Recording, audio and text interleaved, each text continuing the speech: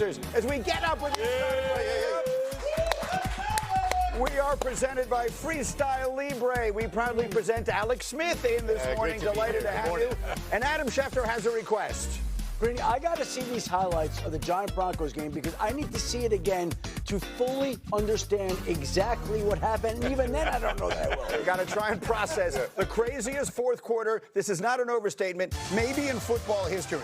Bo Nix and Denver hosting the Giants. 19-0 Giants fourth quarter. Denver with a second and goal at the 2. Alex, you said this was their best offensive play of the night. To this point, they hadn't done anything. I mean, the volleyball tip touchdown certainly helped them get going at this point. Broncos go for the 2 and get it. So now it's 19-8. And then things would get just completely crazy. Going back the other way, one tip, not as good as the other tip. This was on a 3rd and 7. Oh, my goodness. Johnson takes it in. Jackson Dart can't believe what just happened. Another crazy deflection play. Giants are leading 26-8. And that is the score with 5 minutes remaining. But here comes Bo Nix. And Alex, you were calling for this all day. About time. This guy's a phenomenal athlete. Again, they can't get the run game going. I want to see him use his legs. Obviously, finally get him going late, and it sparks them. They go for the 2 and get it. Now 5 minutes to go. 3rd and 5. D-Wood, Jackson Darts. Just a critical mistake right there. Listen, you're up 10 points here, the Giants. Like, you should be salting this thing away. Rex, you don't like a bigger mistake on him or on Brian Daboll for throwing the ball? Oh, we're going to talk about that. Yes, critical mistake. The Broncos take over. 2nd and goal at the 2. It's Nix. It's R.J. Harvey. They're right back in the game. It's How old is that play? Yeah, roll pass, 26-23. The Giants then go 3 and out. I hated all 3 play calls. Broncos 3rd and 11 at the 30. Marvin Mims. And they're in field goal range. But they're wanting more. Later in the drive. 1st and 10 in the red zone. Alex, they used your play. The QB truck. Man, Oli Goody again using his legs. 46 yards rushing in the fourth quarter for Bo Nix. Broncos have come all the way back. They lead at 30-26. But wait, the Giants are not done. 49 seconds left. 3rd and 10. Rex, just chuck it up there and hope something good happens. Yeah, hope for pass interference call or no pass interference. But they call it anyway. Here we go. Giants going to win. Sean Payton can't believe it. This is a very questionable. That's not a pass interference call. Sean Payton can't believe it. He gets what turns out to be. Wait till he gets fined. He gets a 1-yard penalty. They move the ball to the 1. So now it's 1st and goal with 40 seconds left. Jackson Dart, they initially ruled him short. In retrospect, maybe he'd be better off if he hadn't scored on the 1st down play. We'll never know. It doesn't matter. Obviously, amazing play. They overturn it. Giants 32-30 pending the extra point. And then Shefty, disaster. An extra point. This is the 2nd missed extra point for a team that has lost a couple of games through its kicker. Broncos get the ball back in another chance. 33 seconds left in regulation. All day long, Rex in the pocket to throw. Yeah, great move. You're allowed to rush more than 3. What the hell are you doing, Giants? We're going to show you that play again, and then it leads to this. The Giants got an offside penalty, and then they get Cortland Sutton. 6 catches, 87 yards for him. They rush up, they spike it, 39 seconds left. Will Lutz, it's up, it's good. 39 yards is what I should have said. Brian Daboll can't believe what just happened. Look at Dart. Look at Daboll. The Broncos scored 33 points in the 4th quarter and win 33-32. The 33 points in the 4th are the most by any team ever that was held scoreless through the first 3. It's also tied for the 2nd most by any team in the 4th quarter in league history. Here are Dart and Daboll after the game. It just sucks. I mean, it's like I said, I hate losing. We have good leaders on the team. We have good players. We have to find ways to finish the game. Yeah, tough loss. Put your heart and soul into it. So, not a lot of talking that needs to be done when you lose a game like that.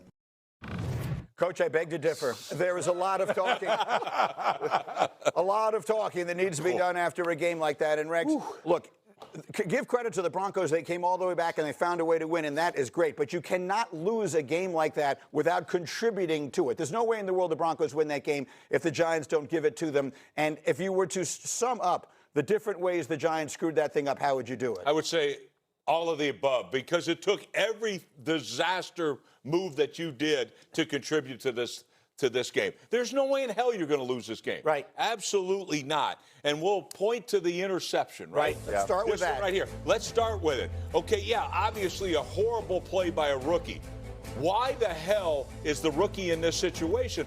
Daboll did such a good job of clock management the whole game, and this right here is a disaster. All you got to do is get this team to call a timeout. Use the timeout, and they're going to have to, even if they score a touchdown, which obviously will playing defense the way you did, they're going to have to recover an onside kick. No way in hell. You blew the game yourself. The clock goes. They're out of timeouts. What the hell are you doing? It's the one thing they couldn't do in that situation, D. Wood, and it really does turn the entire game. It did. That interception turned the entire game. And listen, you know, the clock is your friend at that point in time. You're talking about it's 4:53 left in the game. You're up 10, okay? Salt down the clock by running for, or worse, like, use the quarterback legs. That's what I think. A couple things. One, the Broncos hadn't driven the length of the field the entire football game, right? Like the odds that if you punt this football that they were going to win were slim to none. And then, yeah, to your point, you got to manage the third down. And up until this point, the Giants you got to remember, they had converted a couple third and longs on some nice screens. His touchdown pass to Scadaboo was a nice 3rd and 10 conversion. And there in 3rd and 5, I would love, he's a phenomenal young quarterback.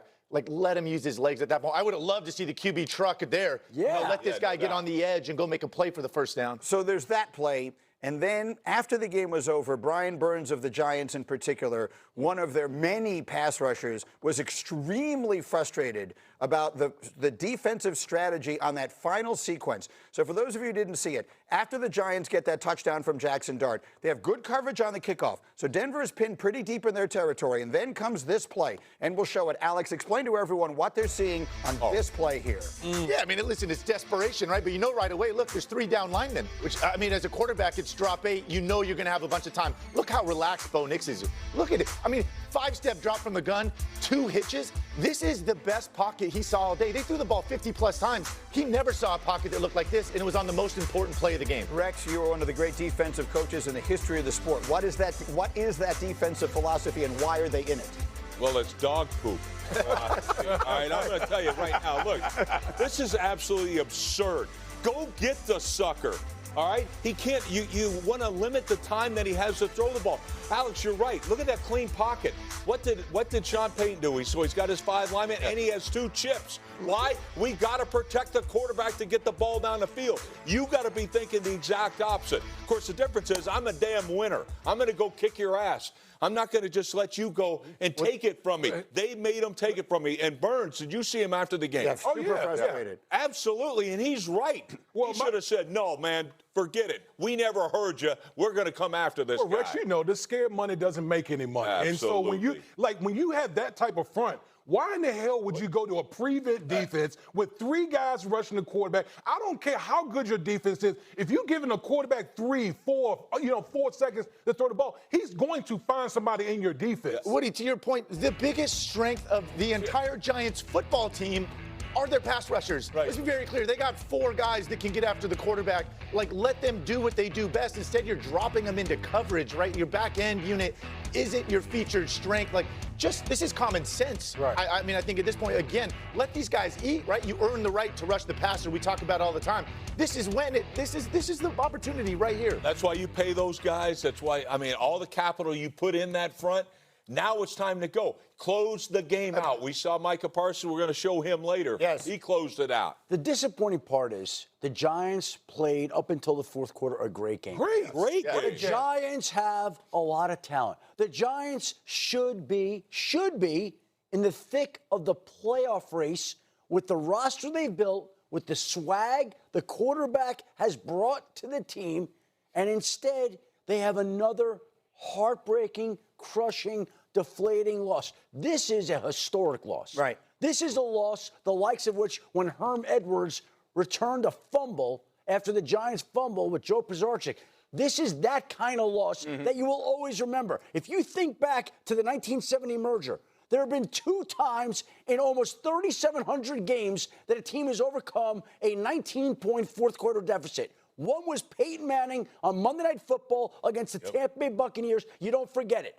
And now we have another one that you will never forget. And the Giants are robbed. And we're talking about the ways they blew the game. We should be celebrating this team with the swag and talent they have. They should be talking about going to play. If they can make one extra point or two, they'd win. One gets them to overtime. Two gives them the win. Extra points, little things. Instead, we have a historic collapse that will always be remembered. And the weirdest thing about this, so we are surrounded by fans of the New York Giants where we work here, and they are devastated, right? They're in mourning, and we totally understand why.